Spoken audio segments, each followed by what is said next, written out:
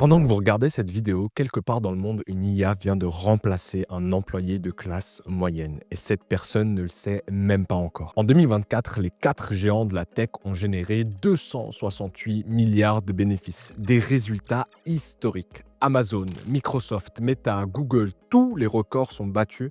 Mais voici ce qu'on ne vous dit jamais. Ces profits ont été réalisés au prix du licenciement de centaines de milliers de travailleurs. Et bien entendu, toujours ceux de la classe moyenne. Et cette tendance continue. Microsoft vient d'annoncer il y a 2 semaines 9000 postes supprimés supplémentaires. Parce qu'en fait, ce qui est en train de se passer en ce moment même, c'est l'élimination systématique de ce que les économistes appellent les emplois de compétences intermédiaires. Secrétaire, comptable, assistant administratif, la classe moyenne entière y passe. Mais le pire reste à venir. Car contrairement aux machines industrielles qui remplaçaient principalement les ouvriers, l'IA, elle, remplace aussi les diplômés, les cadres et ce qu'on appelle plus communément les cols blancs. Le nombre de travailleurs licenciés depuis le début de l'année est si énorme que certains appellent déjà 2025 l'année des licenciements. Et le problème, c'est qu'avec l'élimination de tous ces emplois, l'écart entre les riches et les pauvres devient de plus en plus grand. Car oui, cette révolution va créer d'énormes richesses pour ceux qui ont les compétences et la préparation nécessaires pour en profiter. Mais de l'autre côté, alors qu'autrefois, les travailleurs avaient un pouvoir de négociation grâce à leur rôle essentiel dans la production, aujourd'hui, ce pouvoir se voit affaibli. Et il l'est car il fait face à des machines IA qui fonctionnent sans salaire, sans exigence ni interruption. Alors, comment est-ce que l'IA est en train de remplacer la classe moyenne? Pour comprendre ce qui se passe réellement, il faut d'abord comprendre ce qui rend cette révolution différente de toutes les autres. Parce que contrairement à ce que beaucoup pensent, l'IA ne s'attaque pas aux emplois qu'on croit. Historiquement, chaque révolution technologique a d'abord touché les emplois manuels. La révolution industrielle, les artisans et les ouvriers. La digitalisation, les employés de saisie et les opérateurs. Mais l'IA, elle, fait exactement l'inverse. Car elle s'attaque directement aux emplois qui étaient considérés comme les plus sûrs, les emplois de la classe moyenne éduquée. Prenons des exemples concrets.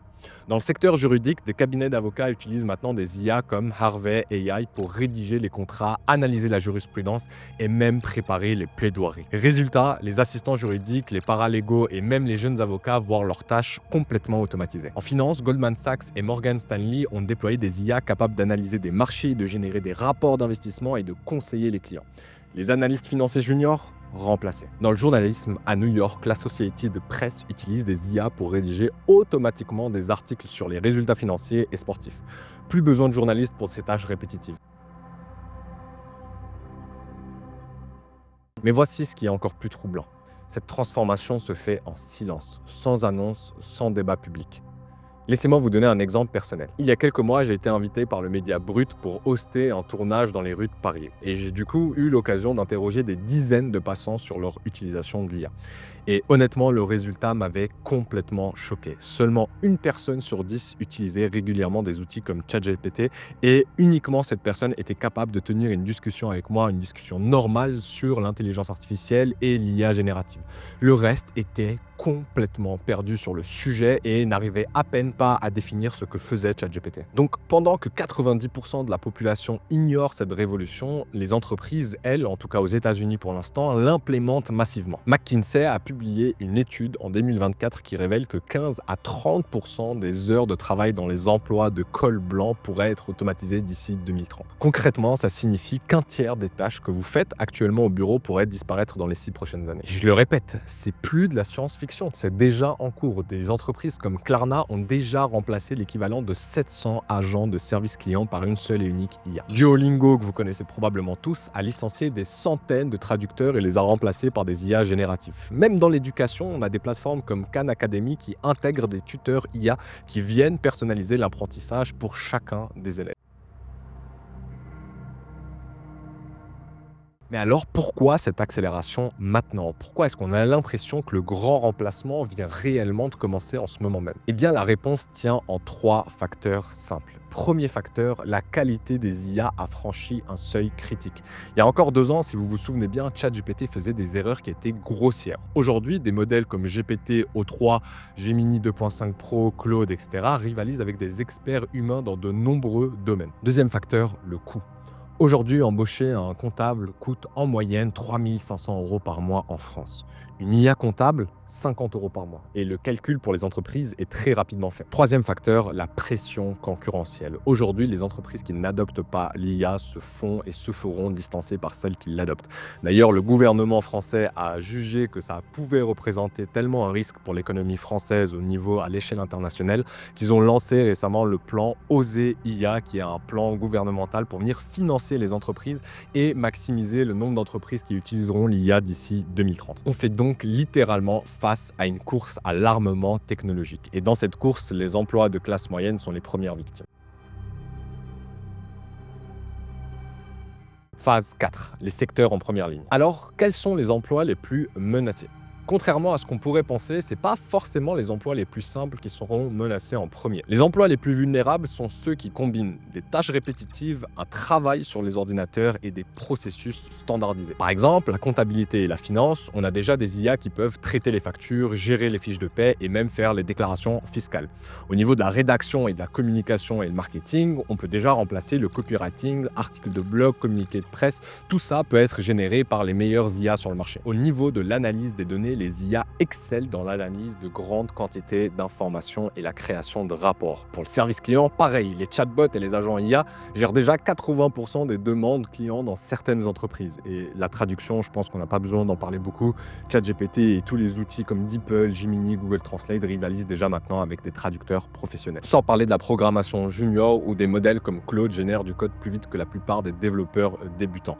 On pourrait aussi parler de Cursor et tous les autres outils qui permettent de décupler sa productivité et sa compétence de développeur. Mais attention, il y a un piège. Beaucoup pensent que seuls les emplois simples sont menacés et c'est totalement faux.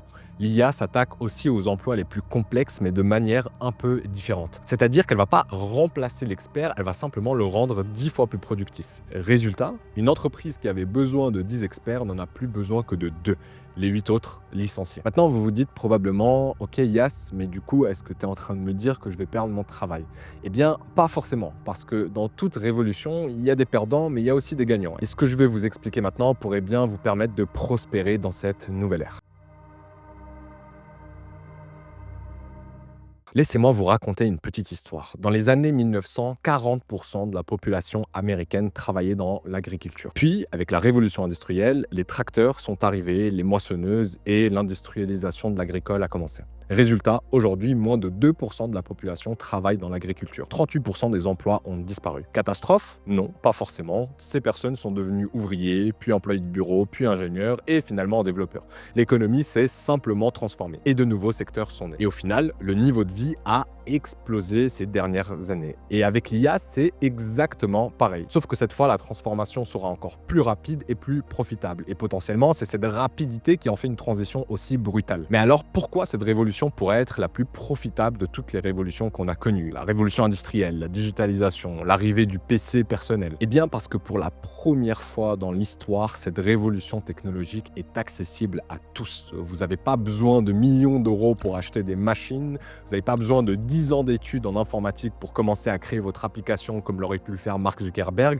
Et vous n'avez pas besoin d'un réseau de contacts privilégié. Vous avez juste besoin d'un ordinateur et d'une connexion Internet. Mais alors, concrètement, quelles sont ces nouvelles opportunités qu'apporte l'intelligence artificielle? Eh bien, la toute première opportunité, c'est l'entrepreneuriat IA. Aujourd'hui, une seule personne avec les bons outils IA peut créer ce qui nécessitait une équipe de 10 personnes il y a 5 ans. Par exemple, d'une des entreprises clientes qu'on accompagne sur Spivo sur l'intelligence artificielle, eh bien, aujourd'hui, ils sont capables d'accepter 3 fois plus de contenu car ils ont complètement automatisé la génération de contenu pour leurs propres clients. Dans ma communauté gratuite autour de l'intelligence artificielle, il y a un membre qui a lancé une plateforme de formation en ligne qui va utiliser des IA pour créer les contenus, les visuels et même les voix. Résultat, il a vu ses revenus être décuplés. Deuxième opportunité, devenir consultant en IA. Aujourd'hui, sur le marché, il y a un phénomène très clair, la demande dépasse largement l'offre. Pourquoi ? Parce que les entreprises paniquent. Elles savent toutes qu'elles doivent s'adapter, mais elles ne savent pas comment faire. Et celui qui maîtrisera l'IA générative et saura l'expliquer aux dirigeants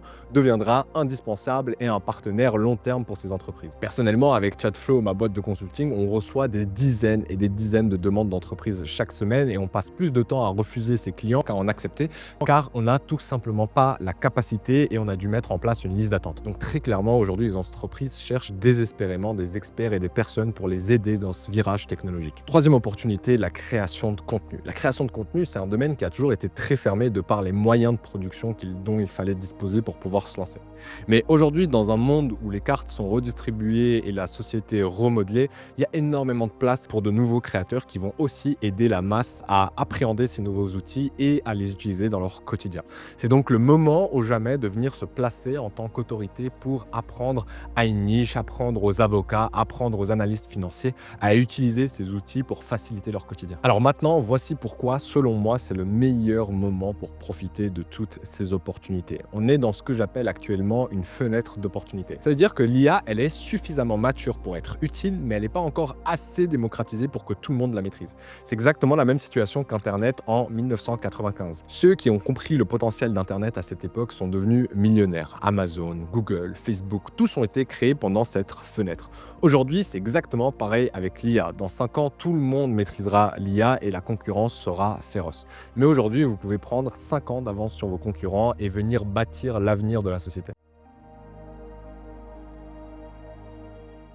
Maintenant, laissez-moi vous expliquer pourquoi l'avenir appartient aux généralistes, pas aux spécialistes. Imaginez 2 personnes face à cette révolution IA. Personne A, Jean, comptable expert, 20 ans d'expérience, il connaît la comptabilité par cœur, mais uniquement la comptabilité. Personne B, Marie, maîtrise la comptabilité à 70%, le marketing à 70%, la vente à 70% et sait utiliser 10 outils IA différents. Alors selon vous, que va-t-il se passer? Eh bien, Jean va se faire tout simplement remplacer par une IA comptable qui sera plus rapide, plus précise et moins chère que lui. Mais qu'en est-il de Marie? Eh bien, Marie, elle, de son côté, va utiliser l'IA comptable pour gérer ses finances, l'IA marketing pour promouvoir ses services, l'IA de vente pour convertir ses prospects et devenir littéralement une entreprise à elle toute seule. Et c'est exactement ça la différence entre un spécialiste et un généraliste. Le spécialiste entre en compétition avec l'IA, le généraliste orchestre l'intelligence artificielle. Mais alors, qu'est-ce qu'un généraliste IA et comment le devenir? Pour faire simple, un généraliste IA, c'est quelqu'un qui maîtrise suffisamment plusieurs domaines pour comprendre les enjeux, qui sait utiliser les IA spécialisées dans chacun de ces domaines et qui peut orchestrer ces IA pour créer de la valeur. Par exemple, un généraliste IA dans le marketing est capable de maîtriser la stratégie marketing pour donner la direction, Claude pour faire de la rédaction, ChatGPT pour générer les visuels, Make.com pour faire de l'automatisation et finalement Gemini 2.5 pour faire de l'analyse de données poussée. Il ne fait plus le travail opérationnel, il se contente de diriger une équipe d'IA et c'est exactement ce qu'on va tous devenir ces prochaines années, des managers d'agents IA. Alors comment maintenant devenir concrètement ce généraliste IA?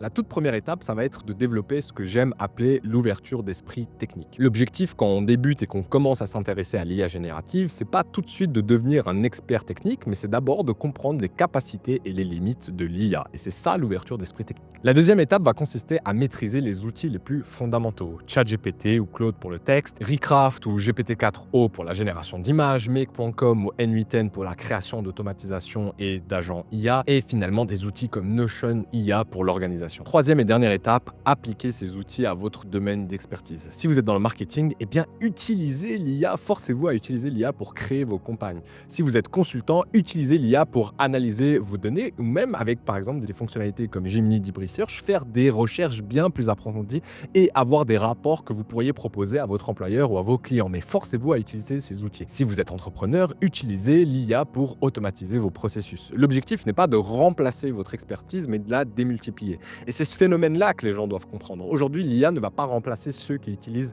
l'intelligence artificielle. Elle va simplement permettre de déplacer le centre de compétences. Alors voilà où nous en sommes. L'IA est en train de redéfinir le monde du travail. Les emplois de classe moyenne traditionnels disparaissent peu à peu. Mais en parallèle, de nouvelles opportunités extraordinaires sont en train d'émerger. Et la question n'est plus de savoir si cette révolution va réellement arriver, elle est déjà là. La question est, est-ce que vous allez chercher à négocier avec le tsunami qui arrive ou apprendre à le surfer? Parce que dans ce nouveau monde, il y aura 2 types de personnes. Il y aura ceux qui se voileront la face et qui penseront être irremplaçables et qui finiront par se faire remplacer par l'IA et il y aura ceux qui comprendront les avantages d'utiliser l'intelligence artificielle et qui apprendront à la diriger. Et devenir un généraliste IA, c'est votre passeport pour la deuxième catégorie. Mais attention, cette fenêtre d'opportunité, elle restera pas ouverte éternellement.